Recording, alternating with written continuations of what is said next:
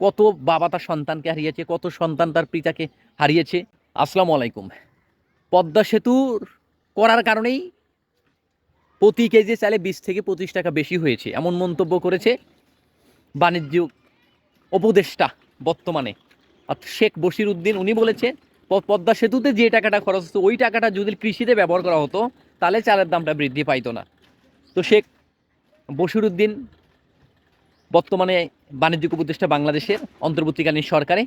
তাহলে বর্তমানে যে গ্যাসের বাজার, এই যে 2000 টাকা 3000 টাকা হয়ে গেছে গ্যাস, অথচ গ্যাস ছিল কয়েকদিন আগে 1200 টাকা, এটা কি কারণে বৃদ্ধি পাইলো?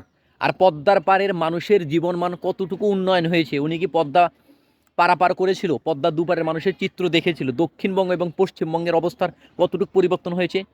প্রতি বছর ঈদের সময় কতগুলো মানুষের প্রাণহানি ঘটতো, কত বাবা তার সন্তানকে হারিয়েছে, কত সন্তান তার পিতাকে হারিয়েছে, কত অভিভাবক তার ছোট ছোট বাচ্চাদেরকে হারিয়েছেন, কত প্রিয় মানুষ তাদের আপনজনকে হারিয়েছেন এই পদ্মার পাড়ে শুধুমাত্র লঞ্চ ঘাট দিয়ে যাতায়াত করতে। এবং লঞ্চ ঘাট দিয়ে পদ্মার পাড়ে বরিশাল থেকে বিভিন্ন জায়গায়, ঢাকা থেকে বরিশাল যাইতে, বিভিন্ন জায়গায় যাইতে 8 থেকে 10 ঘন্টা সময় লাগতো। জ্যামের উপরে জ্যাম, কখন কোথায় কোনটা লঞ্চ ডুবে যাচ্ছে এগুলো কি লক্ষ্য করেছিল? পদ্মার দুপারে হাজার হাজার এখন বর্তমানে মানুষের কর্মসংস্থান সৃষ্টি হচ্ছে, দুই পাশের মানুষের জীবন মানে এত পরিমাণ উন্নয়ন হয়েছে সেটা বলার অপেক্ষায় নেই। তাহলে এত উন্নয়নের পরে, এত গুরুত্বপূর্ণ একটা ভূমিকা রাখার পরে এই পদ্মা সেতু, আর সেখানে বলা হচ্ছে পদ্মা সেতু নির্মাণটাই নাকি একবারে অযৌক্তিক, ভিত্তিহীন ছিল। প্রশ্ন হচ্ছে কেন? কৃষিতে বাজেট কম দেওয়া হয়?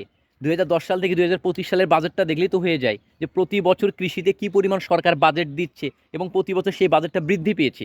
তাহলে পদ্মা সেতু করার জন্য কখনো বাজেট, কৃষিকাজের বাজেট পদ্মায় দেওয়া হয়নি। পদ্মার বাজেট আলাদা ছিল, কৃষিকাজের বাজেটটা আলাদা ছিল।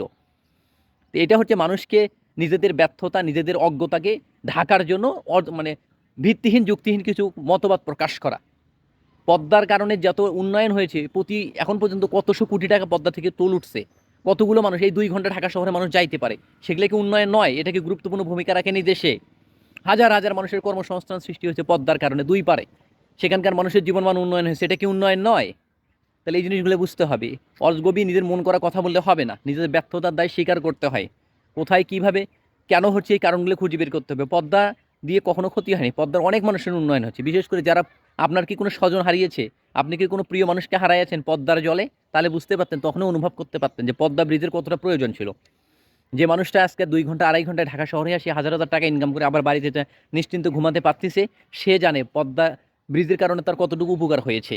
কে করছে এটা হচ্ছে এত গুরুত্বপূর্ণ ব্যাপার, কি করছে। তাহলে পদ্মা মডেল তো মানে শেখ হাসিনার আমলে হয়েছে, তার তো অবকাঠামো অনেকগুলো করেছেন, এগুলো কার জন্য? জনগণের জন্য। জনগণ তো বুঝতেছে ভালো হয়েছে না মন্দ হয়েছে, আপনি আসে আজকে এই কথা বলতেছেন। যাই হোক, এগুলো অবান্তর, এগুলো ভিত্তিহীন কথাবার্তাগুলো না বলাই অতি উত্তম, কারণ এনারা একটা গুরুত্বপূর্ণ দায়িত্ব থেকে এবং নিজেরা অনেকটা অভিজ্ঞ বা বিজ্ঞ মানুষও, তাদের ক্ষেত্রে এই ধরনের মুখ, এই ধরনের কথাবার্তা আসলে মানায় না। অনুগ্রহ করে আপনাদের মতামত কমেন্টে জানাবেন, ভালো লাগলে ভিডিওটিকে শেয়ার করে দেবেন। আসসালামু আলাইকুম।